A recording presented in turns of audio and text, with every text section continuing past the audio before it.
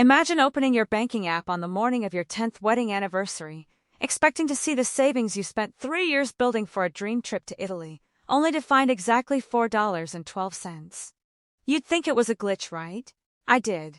I closed the app, restarted my phone, and logged back in, praying the numbers would magically shift back to 65,000. But they didn't. Instead, my screen filled with a long list of pending charges. Luxury resort bookings in Maui. First-class airline tickets. High-end restaurants. And none of them had my name on them. My husband David had checked out of our life and into a tropical paradise with his new 24-year-old assistant, leaving me with a drained account and a pile of bills. But as I sat there on our bedroom floor, the shock slowly turned into something else. It turned into a very cold, very clear realization. David had spent so long playing the role of the successful CEO that he had actually started to believe his own hype. He forgot one tiny, crucial detail. He didn't run our family business. I did. Let's back up a second so you understand how we got here. 10 years ago, Miller Logistics was just a single beat-up delivery van and a dream. David had the charisma. He's the kind of guy who can charm the chrome off a bumper. He loved the networking events, the golf games, the expensive lunches where he got to shake hands and hand out business cards. To the outside world, David was the genius behind our rapid growth. But here's the reality. Charisma doesn't pay the payroll taxes. While David was out buying drinks for potential clients, I was sitting in our cramped spare bedroom until 2 a.m, coding our rotting software, negotiating fuel contracts, and managing the cash flow. I built the operating systems from scratch. Every single client relationship, every vendor contract, and every software license was tied directly to my personal accounts in my email. I was the engine room of the ship. David was just the shiny hood ornament. And for a long time I was okay with that. I loved him, and I thought we were a team. I didn't need the spotlight as long as we were building a future together.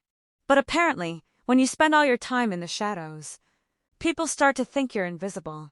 About 6 months ago, David hired Maya as his executive assistant.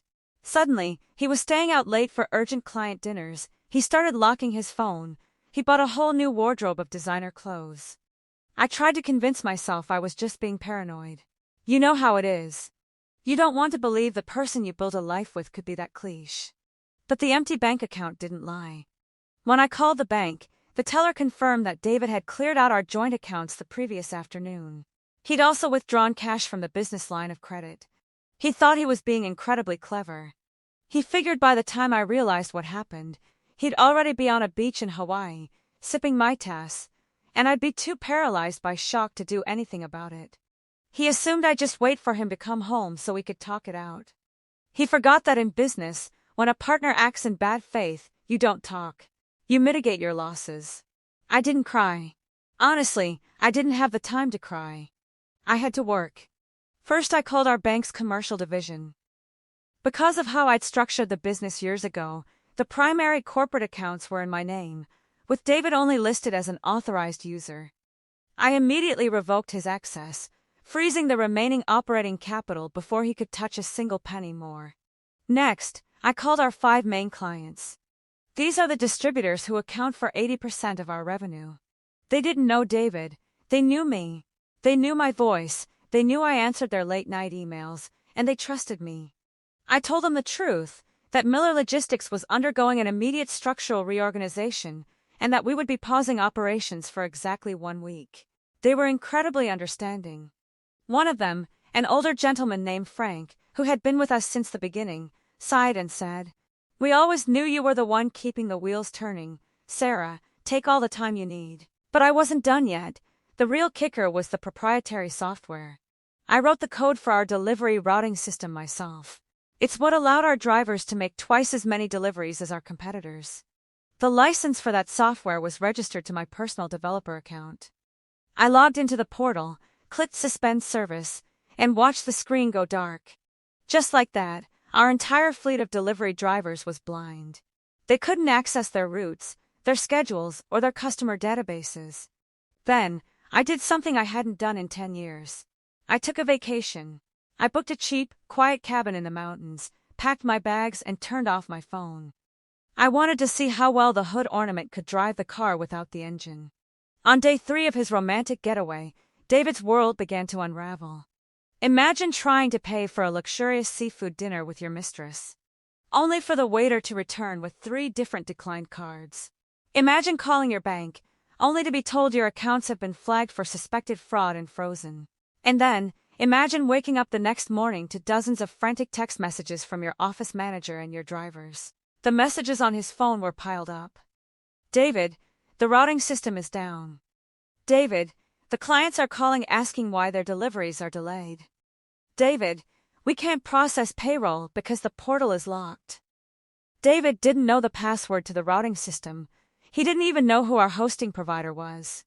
He didn't know how to run a payroll run, how to file a tax return, or how to resolve a client dispute.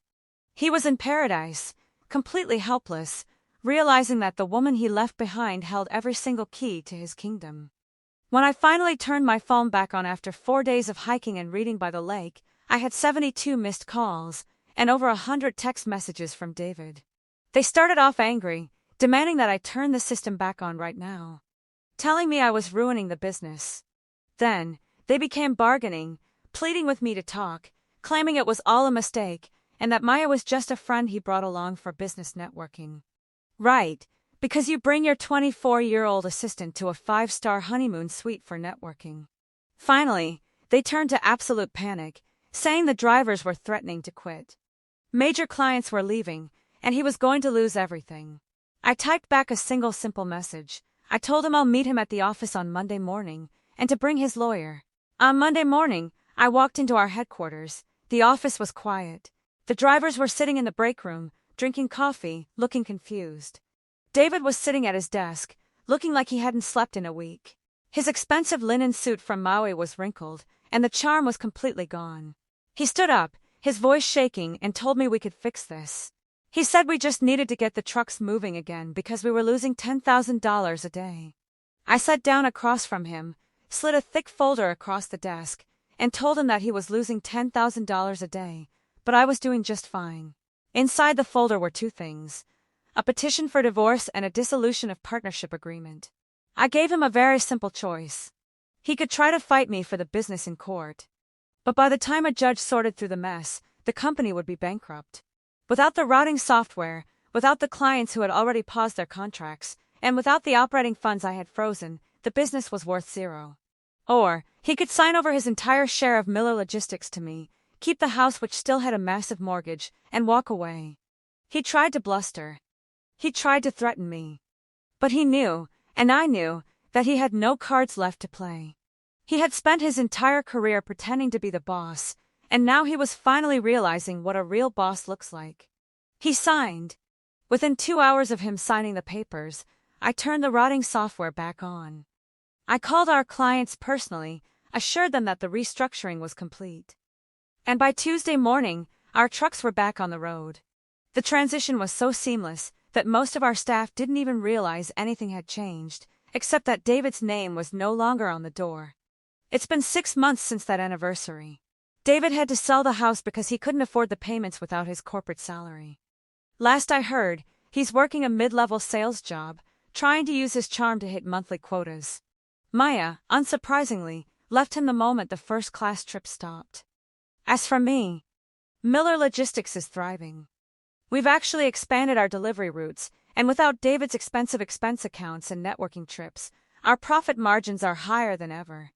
Sometimes, people mistake silence for weakness. They think because you're the one doing the quiet hard work behind the scenes, you don't have the strength to stand up for yourself. But the truth is, the people who build the foundation are the only ones who know how to take it down if they need to. If you've ever had to prove your worth to someone who took you for granted, let me know in the comments. And if you want to hear more stories about people reclaiming their power, make sure to hit that subscribe button. Thanks for watching, and remember, never let anyone mistake your hard work for their success.